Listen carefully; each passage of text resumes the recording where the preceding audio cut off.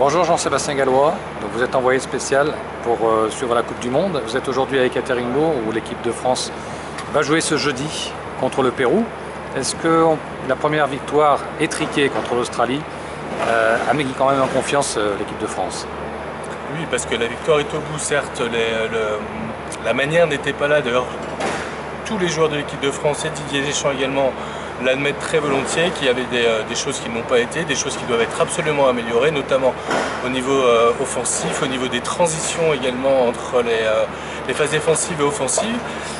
Mais ce qui peut également remettre en jambes et en confiance ces joueurs français, c'est qu'eux ont gagné contrairement à de grandes nations comme l'Allemagne par exemple. Et donc là pour le coup, ça peut mettre en confiance.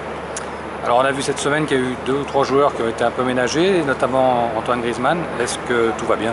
Oui, on a des nouvelles rassurantes d'Antoine Griezmann. A priori, il n'y a aucun souci. Il avait eu un petit coup à la cheville. Sa cheville avait gonflé lors du retour de Kazan après le match contre l'Australie. Mais a priori, il n'y a aucun bobo. Des joueurs ont été ménagés, mais je pense que il n'y a pas de souci particulier pour ce match, tout le monde sera apte. Alors pas de souci particulier, mais un changement probable de composition d'équipe, avec sans doute 2 rentrants. Qu'est-ce que vous pensez que c'est la solution pour ce match-là?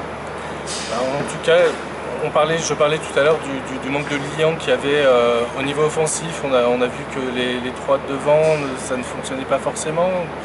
Je pense notamment à Dembélé qui n'a pas fait le match qu'on attendait. Donc le retour d'Olivier Giroud est très attendu dans un système a priori différent, certainement en 4-2-3-1 avec 2 récupérateurs que seront Kanté et Pogba. La rentrée de Blaise Matuidi qui devrait débuter sur le côté gauche avec Antoine Griezmann donc dans l'axe et Mbappé dans le couloir droit.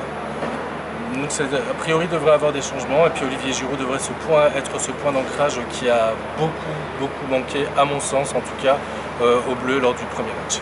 Merci Jean-Sébastien, bon match. Merci.